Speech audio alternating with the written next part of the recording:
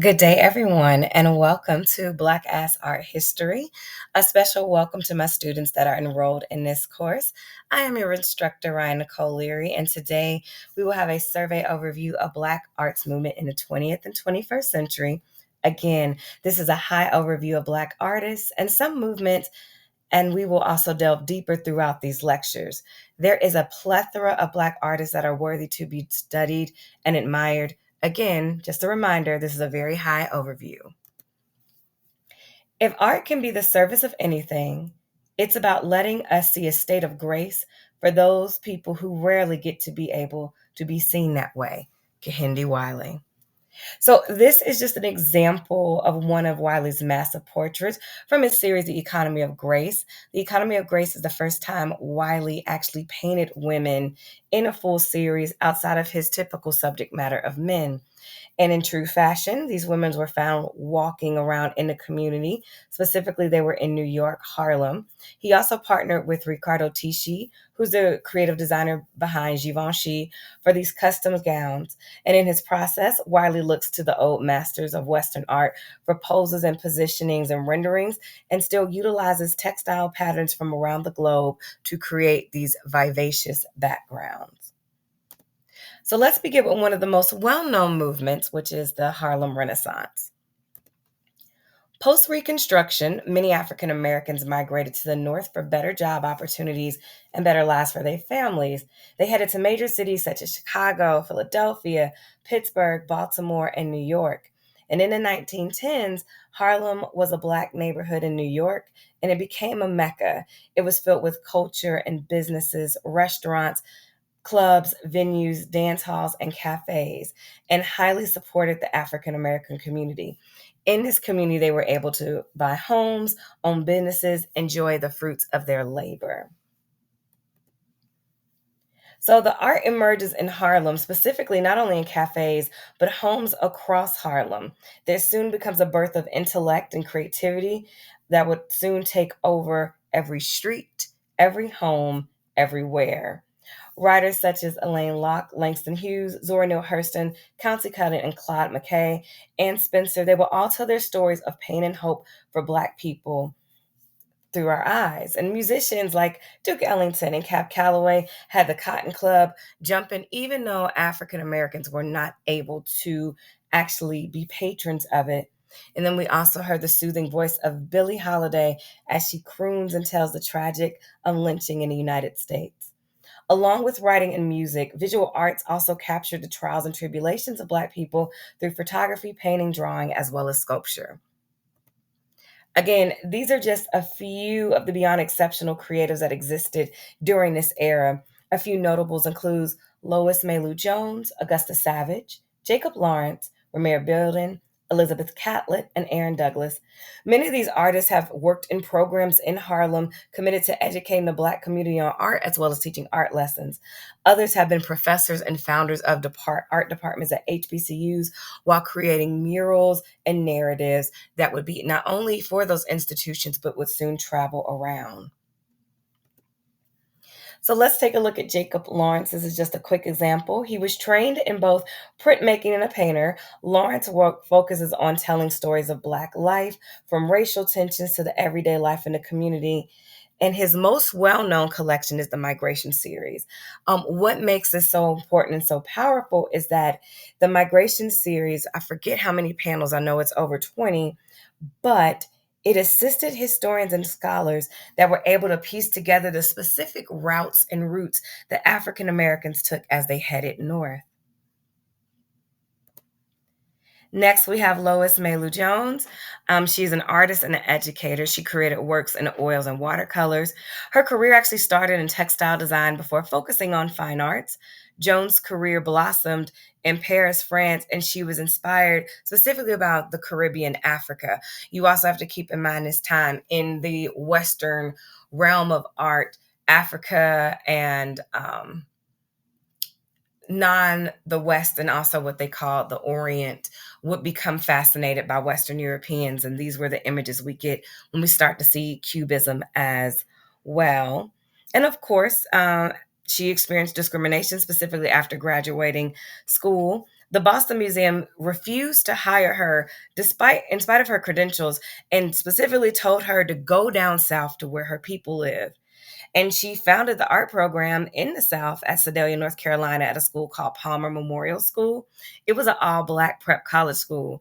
And soon she would make her way to Howard University with her husband, Jane Vernon Herring, as she continued on not only being this practicing artist, but an educator as well. Next, we have Augusta Savage. She again worked as an educator. She taught many artists and worked for equal rights for all artists, specifically Black artists. Savage received multiple opportunities to study overseas, such as in Rome and Paris, sort of the big stomping grounds from a Western art canon. However, because of the cost, she just couldn't afford it.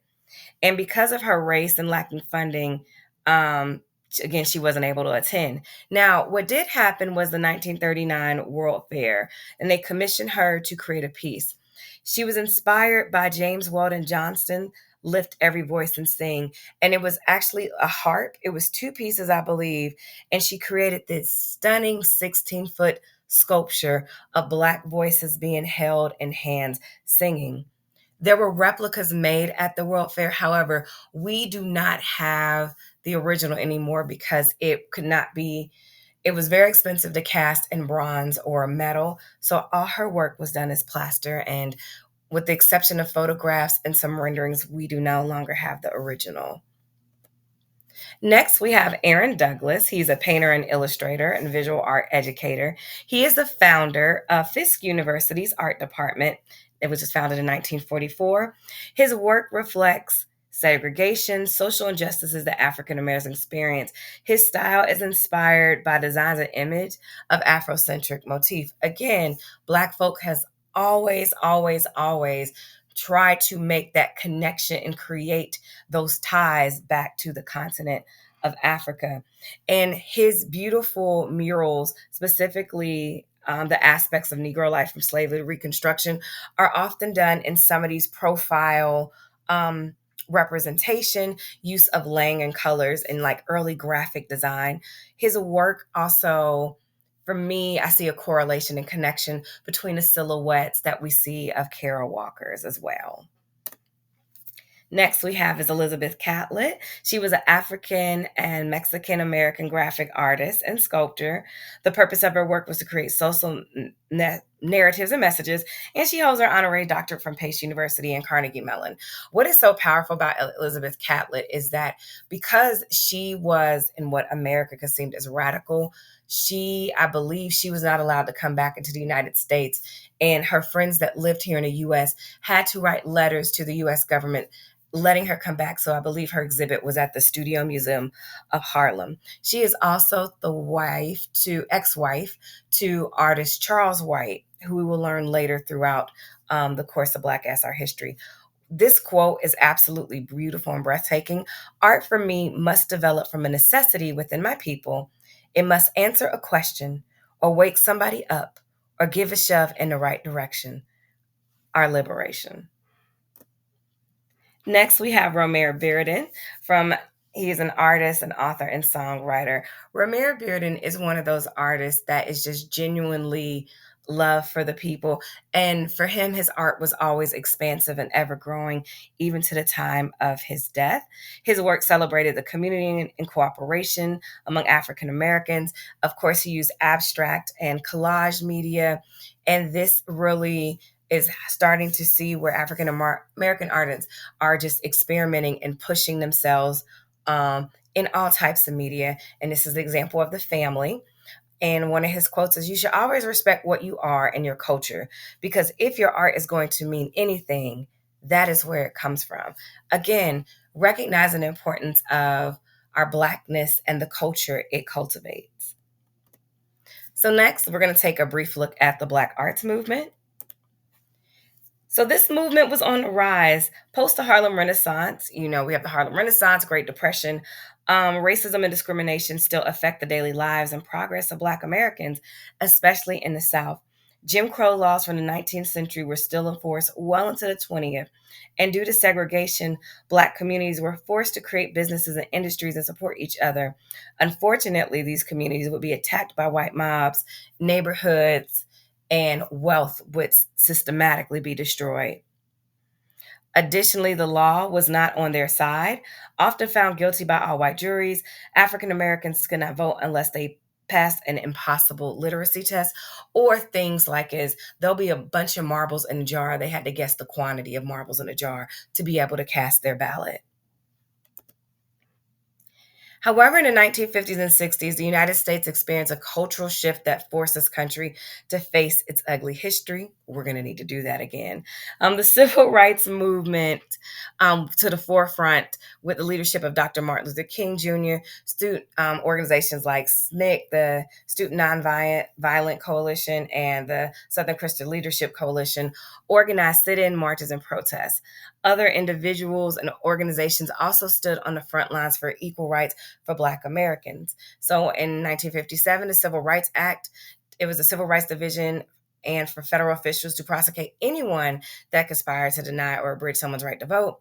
Civil Rights Act of 1964 prohibits discrimination on the basis of race, color, religion, sex, or national origin. And of course, with every political, economic, social movement, there's always an art movement that echoes that. And the Black arts movement is no different. So within the passing of the Civil Rights Act, African Americans began to outwardly celebrate their Blackness, more so in the 60s, especially when Kwame Ture, um, Stokely Carmichael was giving a speech in the South, and he says, "We need Black power." That, and also a speech by Malcolm X, we will also learn later in this course.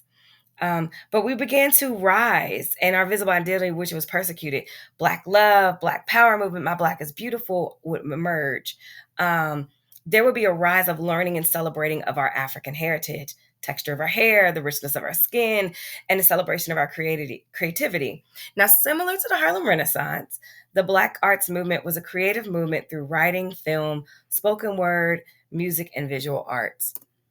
One of those organizations is AfriCobra, the African Commune of Bad Relevant Artists. This was a collective founded in Chicago in 1967 by Jeff Donaldson, Wadsworth Jarrell, Jay Jarrell, Barbara Jones Hugo, and Gerald Williams. And their mission was to create images to a sublime to expression of African diaspora that would be identified and reflected on by all Black people. So we can take a look at Jeff Donaldson. Now, this isn't one of Jeff Donaldson's works alone. This was a collaborative, The Wall of Respect, which was done by OBAC, the Organization of Black American. And he was a member. Now, this, I believe, was on 66th or 67th in Chicago.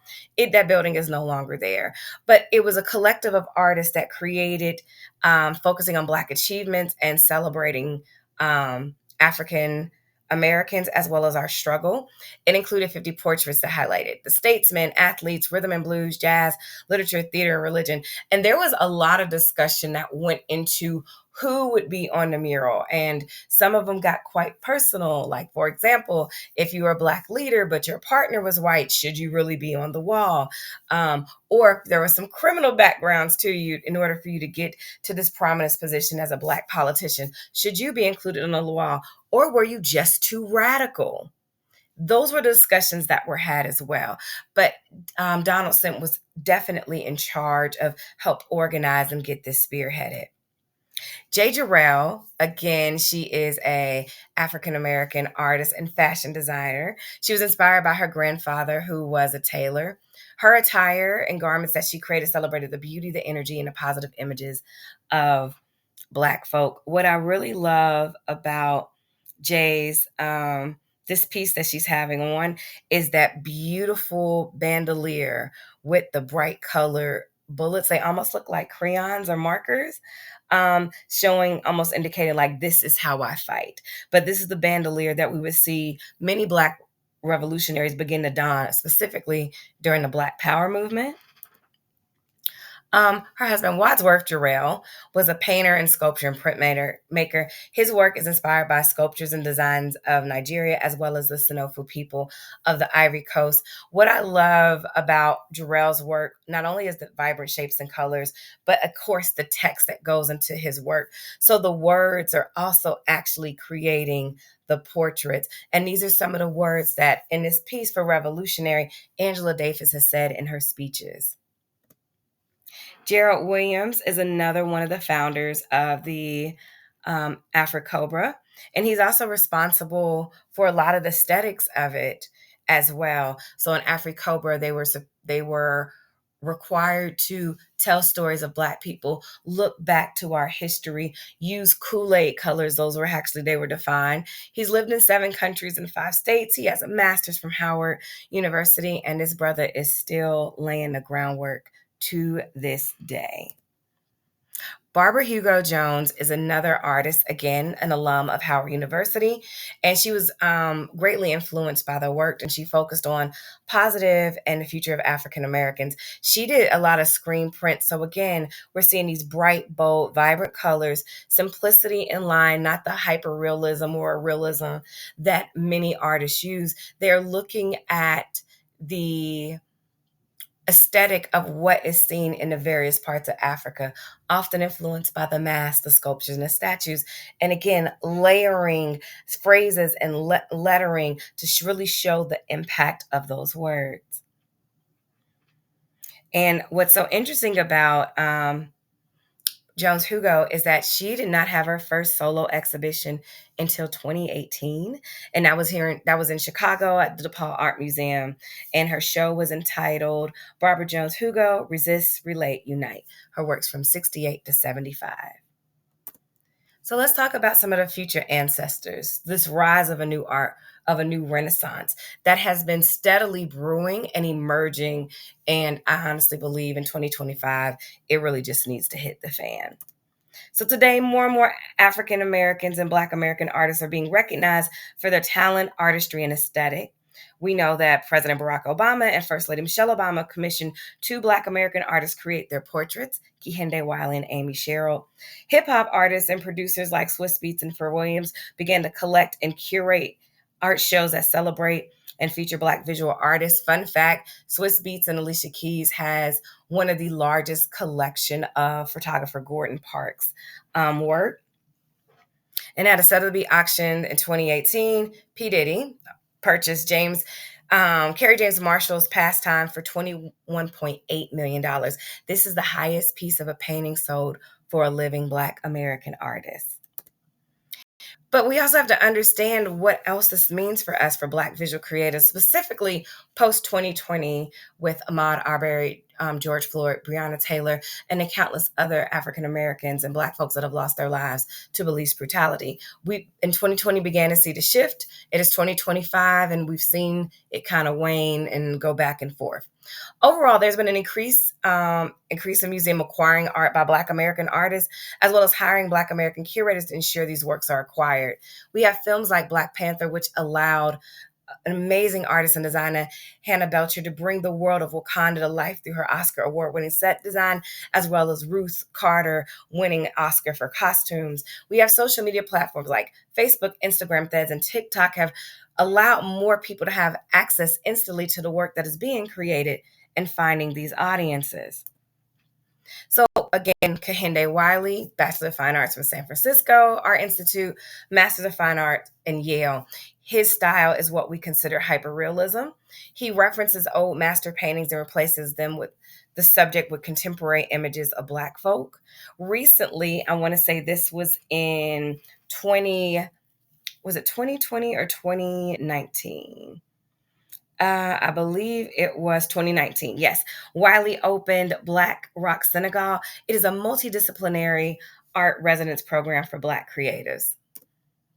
Now, this is the portrait he did for President Obama. There was some controversy around it. A lot of people said they didn't like it. They didn't understand why there's all this greenery. And again, patterns, everything has it has significance to it.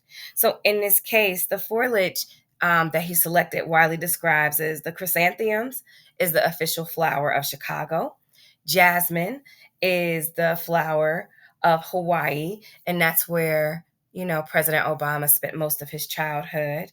And then the African blue lilies represent his late Kenyan father and that relationship. So the foliage actually has meaning, and it's encompassing him, of showing like what's still covering him and what has been there for him as well. There's also Amy Sherrill, and she has a Bachelor of Art from Clark Atlanta, and Master of Fine Arts from the Maryland Institute College of Art.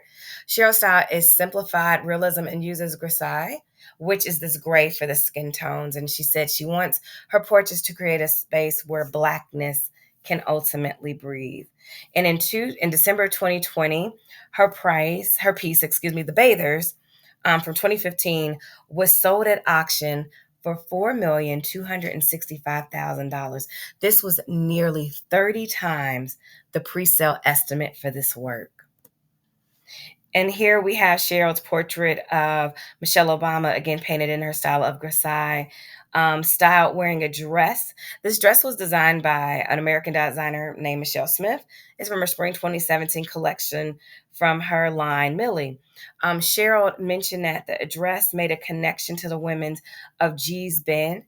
Gee's Bend is a collective of African American quilt makers that have been making quilts for decades. And so she wanted to use that as that connection there.